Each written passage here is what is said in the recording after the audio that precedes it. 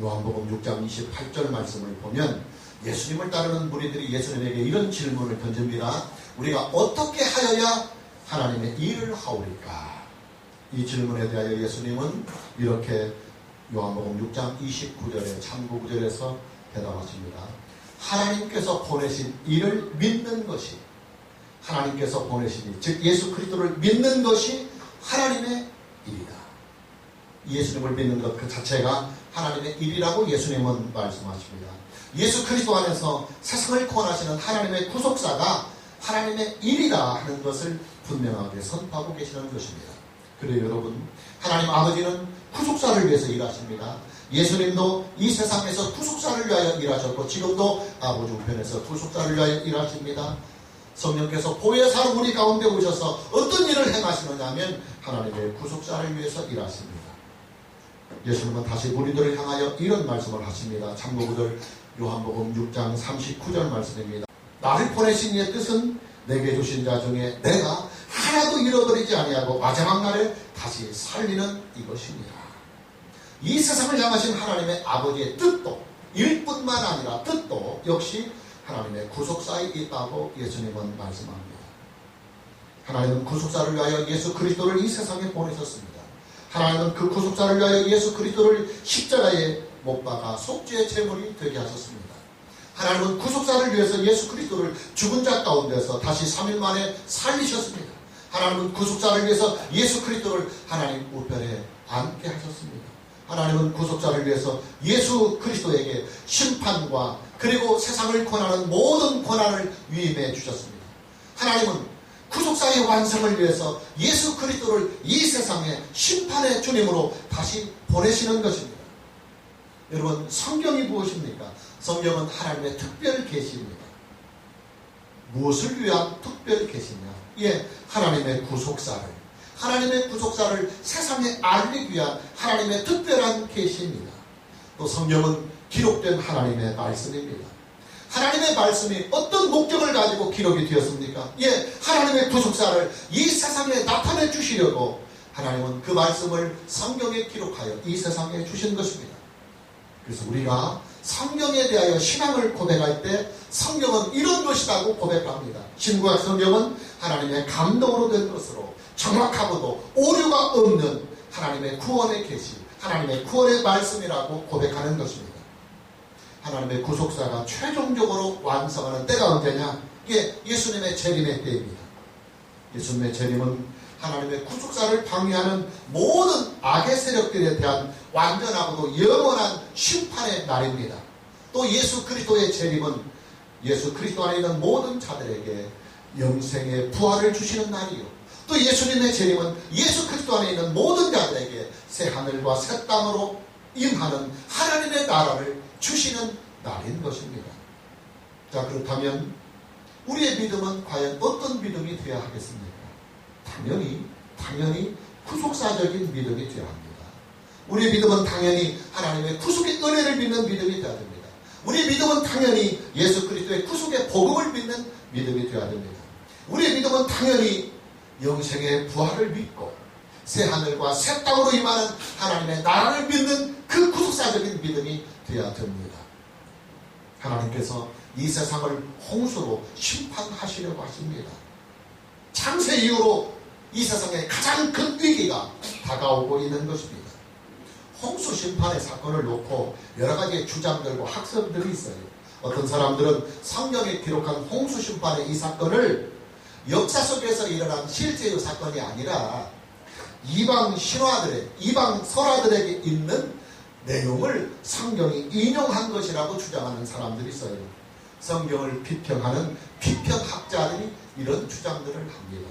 어떤 사람들은 홍수의 심판의 사건을 지구 전체에 일어난 사건이 아니라 지구의 부분적으로 일어난 사건이라고 주장하는 사람들도 있습니다.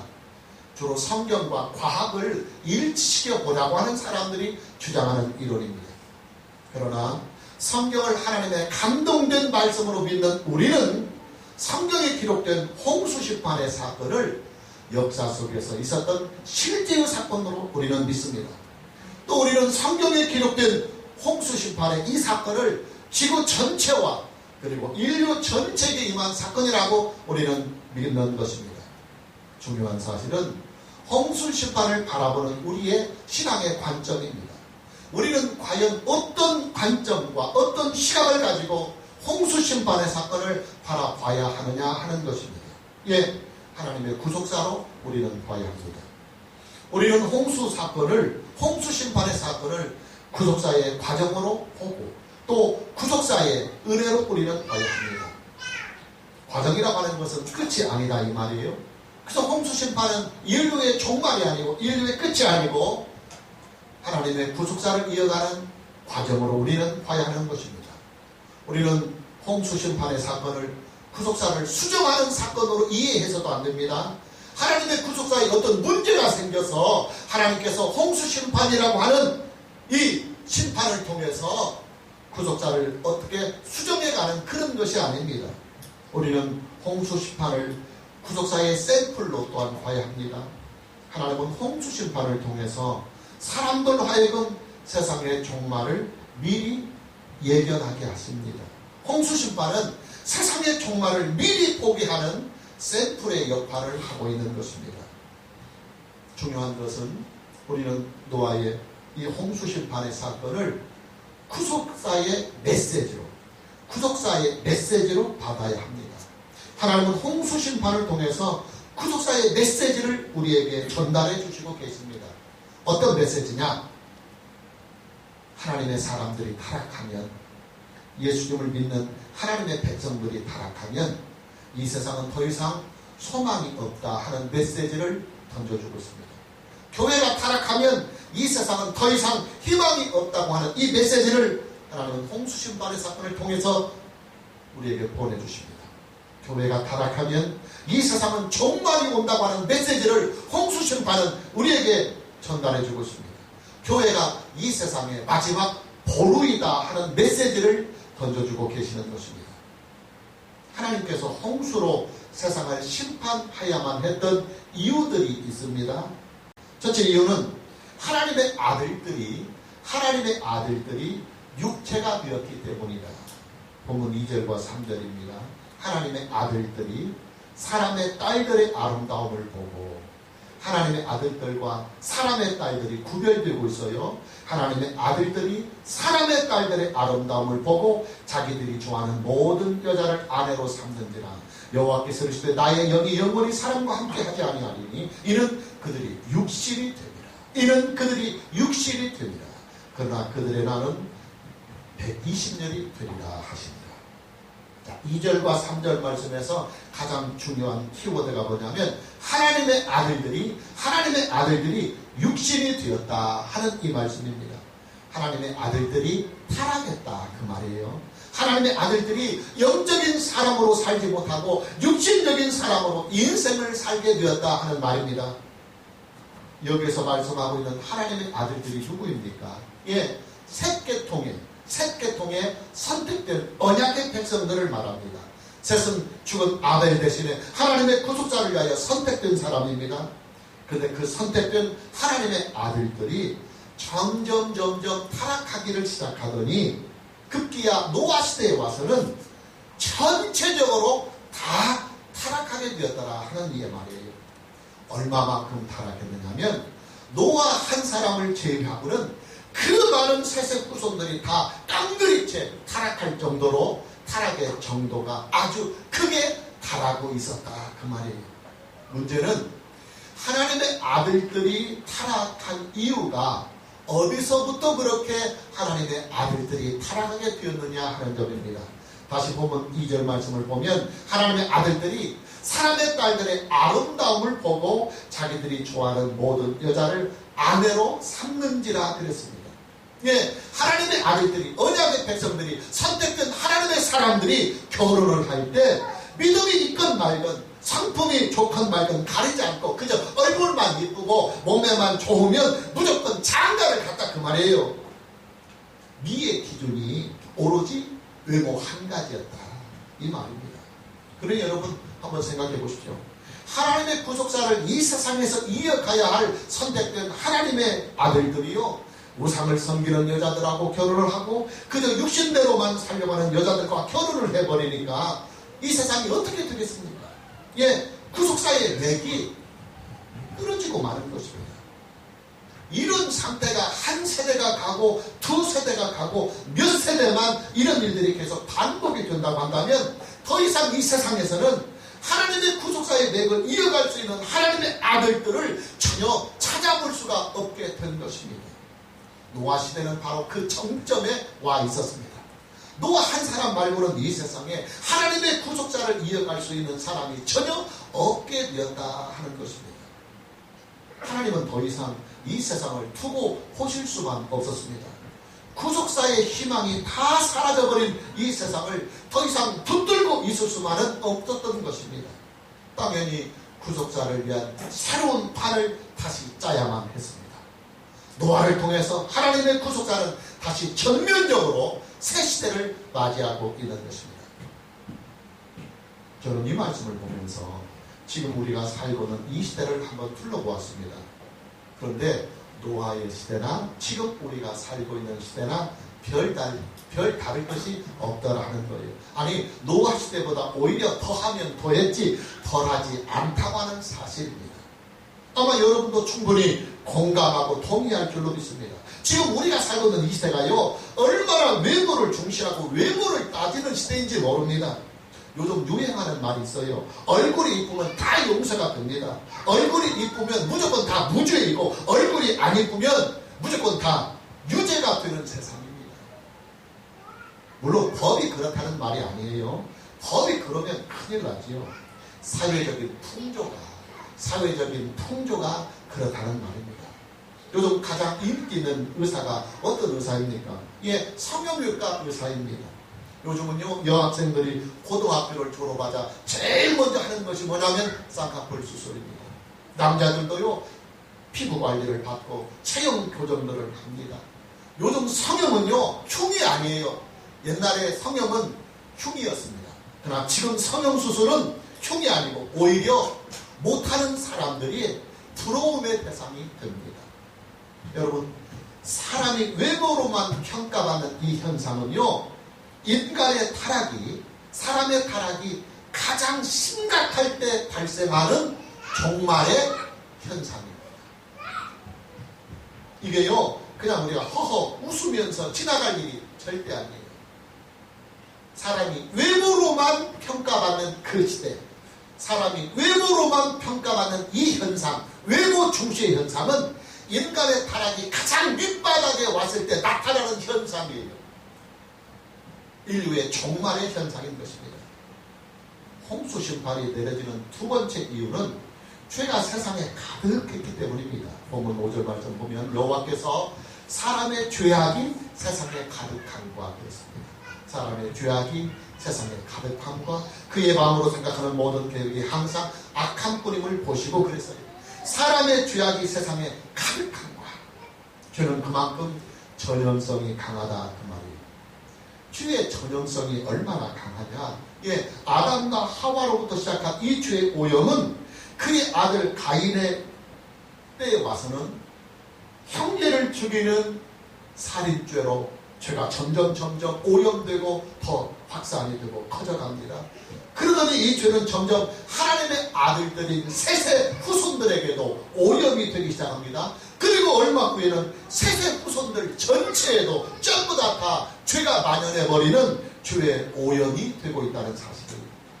여러분, 노아 시대는요, 믿음으로 살아가야 할 하나님의 선택된 백성인 셋 계통의 사람들과 그저 육신대로만 살아가는 가인 계통의 사람들이요, 전혀 구별이 안 되는 시대였어요.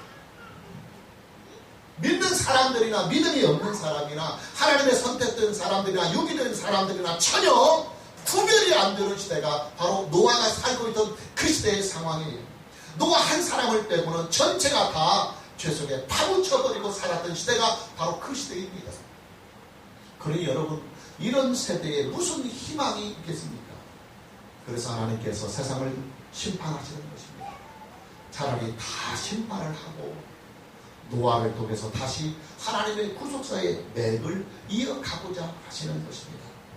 여러분, 믿는 사람과 믿지 않는 사람이 구별이 전혀 안 된다고 하는 것은요, 종말의 가장 확실한 징조 현상입니다. 믿는 사람과 믿지 않는 사람들이 전혀 구별이 안 되는 이 현상은 심판의 가장 뚜렷한 징조 현상입니다. 여러분, 그렇잖아요. 그나마 이 세상에 믿는 사람들이 있어서 이 세상의 죄가 가득해지는 것을 그래도 좀 방지할 수가 있었어요. 그런데 그 마지막 보루인 믿는 사람들마저도 함께 타락해버려서 믿는 사람이나 믿지 않는 사람이나 전혀 구별이 안 된다고 하면 이 세상은 더 이상 존재의 이유가 없게 되는 것입니다. 교회의 타락은 전체의 타락이다. 한번 따라합시다. 교회의 타락은 세상 전체의 타락이다. 예, 교회가 타락하면 세상 전체가 타락해서 구원의 소망이 사라지고 인류는 결국은 심판의 자리에 오르게 되는 것입니다. 여러분, 지금 이 말씀을요, 우리가 살고 있는 이 시대에 한번 적용해 보잖아요. 그러면 어떨 것 같습니까? 예, 노아의 시대나 지금 우리가 살고 있는 이 시대나 별로 다를 것이 없다는 사실을 우리는 쉽게 발견할 수 있을 것입니다. 요즘 한국 교회는 믿음이 없는 사람들의 세계와 믿음으로 살아가는 사람들이 별로 구별이 안 돼요. 세상 사람들이 하고 있는 일들을 교회가 다 하고 있어요. 도무지 교회와 세상이 다르지가 않아요. 목사나 교인들의 윤리성이 세상 사람들의 윤리성보다 낫지 않아요. 교회 이미지가 세상 기업들의 이미지와 별로 다를 것이 없어요. 요즘 한국 교회는요, 세상의 유행이 하나님의 말씀보다 앞서가고 있어요. 매스컴이나 여론의 향방이 하나님의 말씀보다 더 앞서가고 있어요. 그러니 교회들이 앞서가서 동성애를 두둔하고 있는 것 아닙니까? 교회들이 앞장서서 세상 문화를 받아들이고 세상 문화를 찬양하고 있는 것 아닙니까? 여러분, 교회의 능력은요, 교인들의 숫자에서 나오는 것이 아니에요. 교회의 능력은요, 교회의 규모에서 나오는 것이 아닙니다. 교회의 능력은 교회의 거룩성에서 나옵니다. 교회가 세상과 분리되고 교회가 세상과 구별이 되는 이 교회의 거룩성이 교회를 교회답게 만드는 것입니다.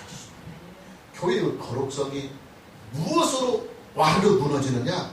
예, 교회가요, 세상 것들을 받아들일 때 교회의 거룩성은 순식간에 무너져 버립니다. 교회가 세상을 따라가려 할 때 교회의 거룩성은 순식간에 무너져 버리고 맙니다. 한국 교회는 그동안 시대의 흐름이라고 하는, 세상이 변하니까 교회도 변해야 된다. 세상이 이렇게 발전되고 있으니까 교회도 발전돼야 된다는 이 세상의 흐름이라고 하는 이 명분 속에서 세상의 것들을 너무 많이 교회에 끌어들여 왔습니다. 세상의 시장 경제를 끌어들여서 교회들끼리 서로 경쟁을 붙여버렸습니다. 살아남기 위한 치열한 전쟁을 교회가 세상과 하는 것이 아니라 교인들끼리, 교회들끼리, 목사들끼리 하는 그런 전쟁이 되고 말았습니다. 교회들 간에는 빈부의 양극화 현상이 아주 뚜렷해졌어요. 그래서 대형교회와 미자립교회, 도시교회와 시골교회, 이 빈부의 양극화 현상이 아주 뚜렷해졌습니다. 목사들의 세계에도 권력의 서열이 아주 뚜렷하게 나타나 있어요. 대형교회 목사들과 시골교회 목사들은 하늘과 땅 차이예요.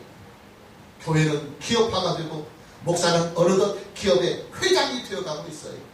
여러분, 교회는요, 이 세상의 마지막 보루입니다. 이 세상의 마지막 보루입니다. 그래서 교회가 타락하면 세상은 멸망이 옵니다. 왜냐? 교회의 타락은 세상 전체의 타락이기 때문입니다.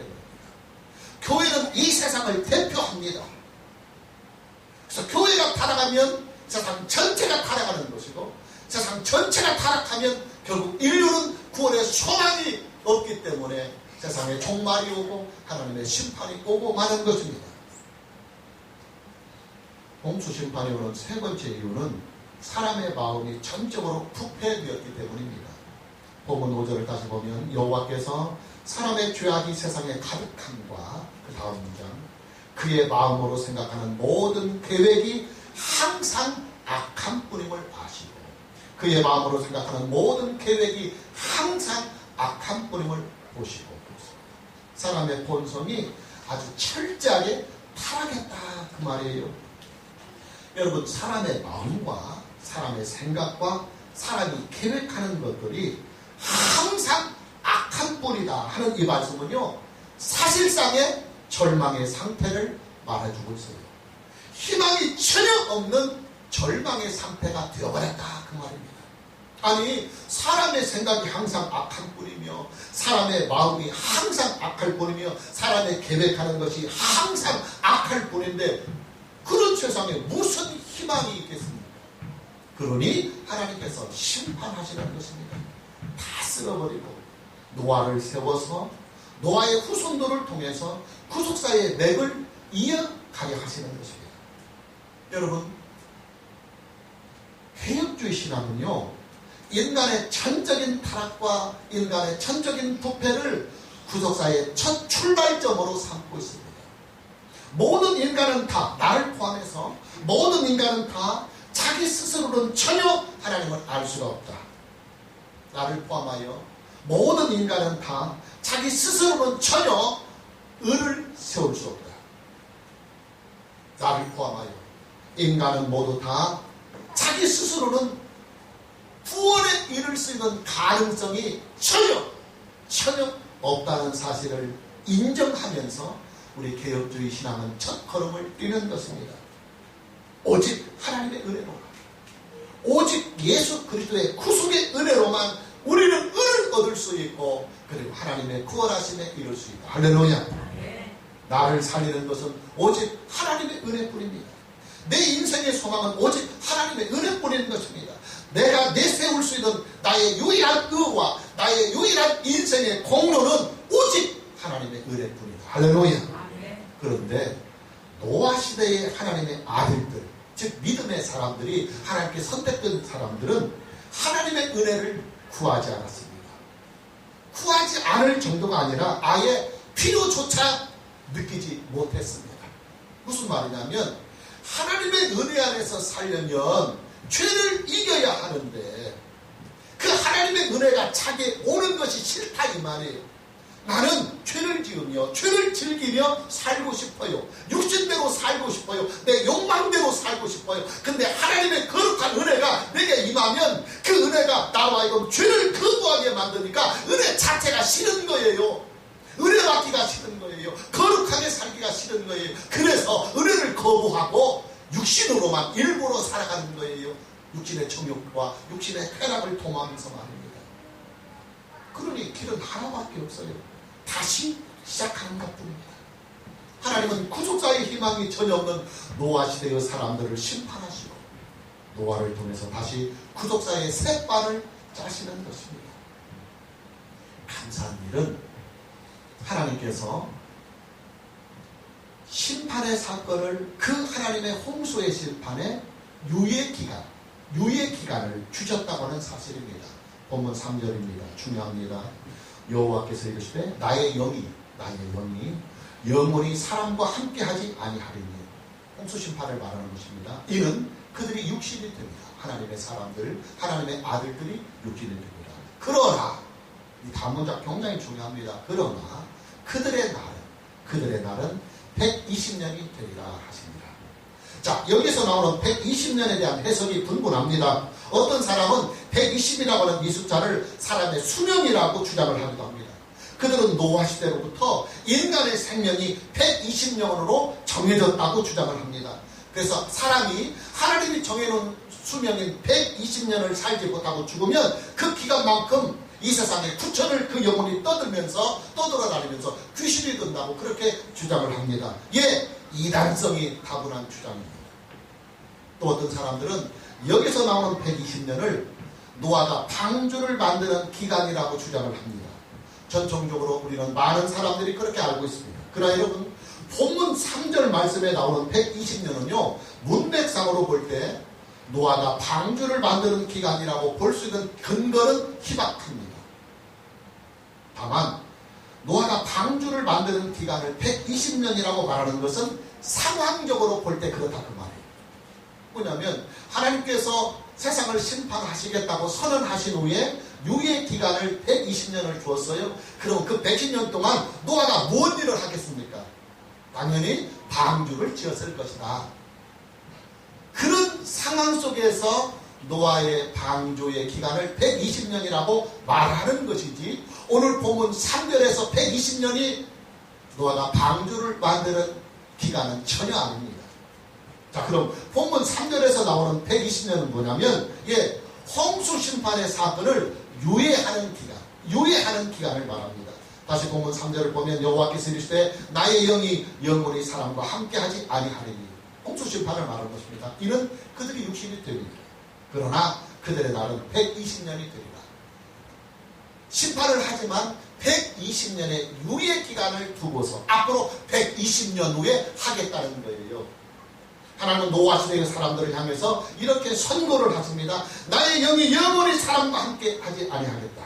원문을 직역하면 하나님의 영이 영원히 사람과 다투지 아니하겠다. 함께 하지 아니하겠다. 이 말이 아니고 다투지 아니한다. 논쟁하지 않겠다는 말이에요. 하나님은 그동안 사람들이 죄를 짓지 않고 바로 설 수 있도록 하나님은 투하면서 노력해 오셨습니다. 하나님은 이 세상에 하나님의 사람들이, 하나님의 아들들이 죄를 짓지 않고 살기 위하여 최선을 다하여 분투하시며 노력해 오셨습니다. 죄악을 막으시기 위하여 사람들과 싸워 오셨습니다. 그러나 사람들은 끝까지 회개를 거부하면서 급기야 하나님의 아들들조차도 죄를 짓는데 익숙해지고 말았습니다. 하나님은 이제 더 이상 사람들과 다툴 필요가 없게 되었습니다. 회개를 포기한 사람, 하나님의 은혜를 포기해버리고 거부해버리고 죄를 즐기기 위하여 일부러 하나님의 은혜를 받는 것을 거부하는 하나님의 아들들, 선택된 사람들과 이제 더 이상 싸울 필요를 못 느끼셨습니다. 하나님이 이제 싸움을 포기하겠다고 선언하시는 것입니다. 하나님의 아들들을, 이 세상의 인생들을 선도하기 위한 이 선한 싸움을 이제 하나님은 멈추시겠다고 싸움의 포기 선언을 하고 계시는 것입니다. 우리의 표현대로 하면 손 떼겠다. 나도 이제 질렸다. 손 떼겠다. 그 말이에요. 그러나 하나님은 긍휼의 하나님이십니다. 하나님은 범죄한 아담을 심판하실 때도 긍휼을 베푸셨습니다. 하나님은 동생을 죽인 가인을 심판하실 때도 긍휼을 베푸셨습니다. 하나님은 이번에도 이 세상을 향하여 다시 긍휼을 베푸십니다. 원칙상 하나님의 포기 선언은 말씀이 떨어지면 그 떨어지는 말씀과 동시에 이루어져야 합니다. 하나님의 홍수 심판은 말씀이 선언되자마자 바로 임해야 합니다. 그러나 하나님은 심판 중에도 긍휼을 베푸시는 긍휼의 하나님이시기 때문에 선언은 되었지만 120년 동안 그 선언이 이루어지지 않고 유예 기간을 통하여 인생들이 회개하고 돌아오기를 하나님은 긍휼을 베푸신 것입니다. 심판의 유예 기간을 주신 것입니다. 앞으로 120년 동안의 유예 기간을 주셔서 마지막으로 한 번 더 인생들이 하나님께 회개하고 돌아오기를 하나님은 더 기회를 주시고 기다리시는 것입니다. 여러분, 유예 기간이라고 하는 것은요, 심판의 집행을 일정 기간 동안 유예하는 것입니다. 예를 들어서 어떤 형사 피고인에게 재판장이 징역 1년에 집행유예 2년을 선고했다고 합시다. 그러면 원칙적으로 징역 1년을 형무소에서 보내야 합니다. 그러나 정상 참작을 해서 집행유예 2년을 선고하면 2년 동안 형무소에 가지 않고 2년 동안 범죄하지 않고 바르게 잘 살면 1년 동안 그 징역형이 면제가 되는 거예요. 하나님은 홍수심판의 집행을 120년간 유예를 시켜주셨습니다. 하나님께서 죄인들에게 베풀 수 있는 마지막 긍휼인 것입니다. 그리고 하나님은 이 유예 기간 동안에 두 가지의 일을 착수하십니다. 첫째는 노아에게 방주를 만들도록 하십니다. 그리고 둘째는 하나님의 아들들이 회개하고 하나님께 돌아오기를 기다리시는 것입니다. 우리는 이미 그 결과를 다 알고 있습니다. 이 120년간의 유예 기간 동안에 단 한 명도 회개하지 않았습니다. 20년의 유예 기간 동안에 단 한 명도 하나님께 돌아오지 않았습니다. 결국 인류는 노아의 가족들만 구원을 받은 채 홍수의 심판으로 다 사라지게 된 것입니다. 여러분, 지금 우리가 살고 있는 이 세상은요, 이미 파산이 선고된 상태에 있습니다. 예수님이 재림하시는 그날 이 세상은 파산이 됩니다. 이 세상은 하나님의 심판에 빠지고 말 것입니다. 이것이 이미 선고되어 있어요. 감사하게도 하나님은 예수님의 재림 때까지 그 파산을 유예시켜 놓았어요. 그리고 파산을 유예하신 하나님은 이 유예 기간에 두 가지의 일을 하고 계십니다. 어떤 일이냐면, 첫째는 교회를 세우십니다. 그리고 둘째는 그 교회를 통해서 세상의 회개하고 하나님께 돌아오도록 교회를 통해서 복음으로 세상을 부르고 계십니다. 이 두 가지 일을 하나님은 이 유예 기간 동안 행하십니다. 그러니 여러분, 교회가 얼마나 소중하고 교회가 얼마나 중요하느냐 이 말입니다. 교회는요, 이 세상의 마지막 보루입니다. 교회는 이 세상의 마지막 희망입니다. 교회는 이 세상이 하나님께로부터 얻을 수 있는 마지막 기회의 자리입니다. 그러기에 교회가 타락하면 답이 없다 그 말이에요. 교회가 타락하면 희망이 사라지는 거예요. 교회가 타락하면 기회도 함께 사라지는 것입니다. 즉, 교회가 타락하면 세상 끝이 온다, 종말이 온다 그 말이에요. 이것이 노아 홍수 사건을 통하여 우리에게 주시는, 이 세상에 주시는 하나님의 구속사의 메시지인 것입니다. 마무리합니다. 교회는 이 세상의 마지막 보루입니다. 교회는 이 세상의 마지막 보루입니다. 교회가 타락하면 이 세상은 파산이 옵니다. 멸망이 옵니다. 심판이 옵니다. 교회의 타락이 무엇으로부터 오느냐? 예, 따라서 교회의 세속화다.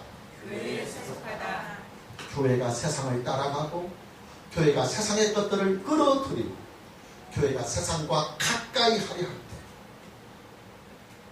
세상이 변하니 교회도 변해야 된다 하는 시대의 흐름이라고 하는 그럴듯한 명분을 내세워서 교회가 세상을 받아들이고 세상을 따라가고 세상의 유행에 민감해지려 할 때 교회는 여지없이 타락합니다. 교회는 세상과 분리된 거룩함이 교회의 생명이고 교회의 능력입니다.